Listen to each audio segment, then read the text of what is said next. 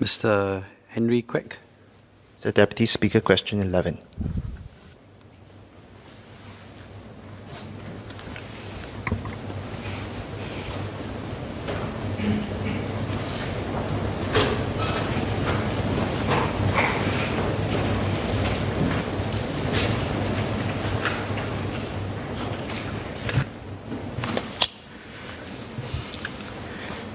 Mr. Deputy Speaker, sir, in 2009, the Tripartite Work Group on Older Workers recommended that the retirement age, or the RA, and re-employment age, or REA, be raised from the current 62 and 67 years to 65 and 70 years, respectively, by 2030.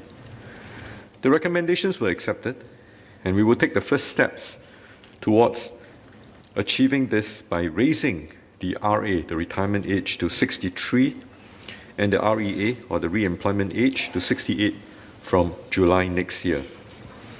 Notwithstanding this, MOM encourages all employers to exceed the prevailing statutory requirement age and statutory retirement age and re-employment age where possible. And we support their efforts through targeted schemes.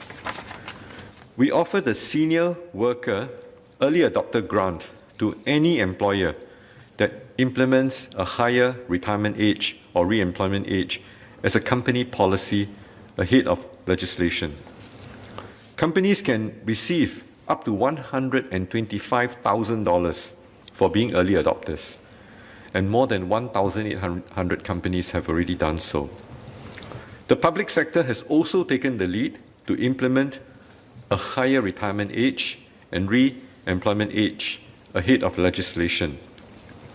We also provide wage offsets of up to 8% for employers that hire Singaporean workers aged 55 and above through the Senior Employment Credit Scheme, which is introduced this year.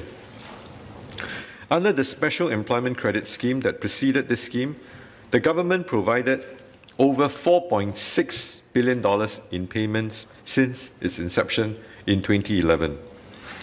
For new local hires aged 40 and above, the Jobs Growth Incentive also provides significant wage support of up to 54,000 per hire between September 2020 and September 2021 in eligible firms.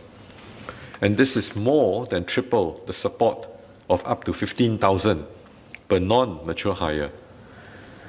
The government will continue to encourage all companies, whether or not they receive direct or indirect grant funding, to support the working life of senior workers, including raising their internal retirement and re-employment ages. Thank you. Mr. Henry Kwek. Mr. Deputy Speaker, I thank Minister MOM for his comprehensive answer and for pushing ahead in helping our seniors secure their livelihood. I would like to ask MOM again, if we cannot encourage all government-related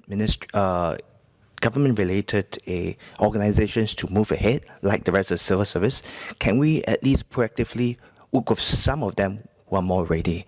For three reasons. One, the government has already decided to lead the way and ahead of the private sector. Therefore, the signal we're sending to the private sector will be stronger and more consistent if we include the government-related organizations as well.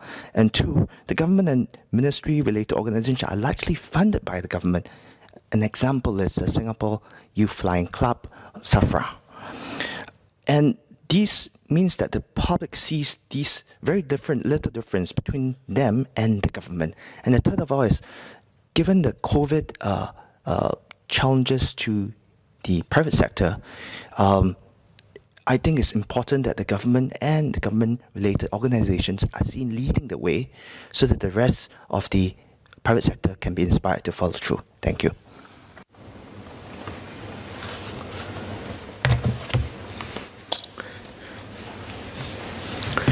I thank Mr. Henry Kwek for his suggestion. We certainly will take it on, and we would continue to encourage all companies not just public sector government agencies. We encourage all companies, whether or not they receive direct or indirect grant funding, to support our initiatives and to move ahead instead of the prevailing guidelines that we have set.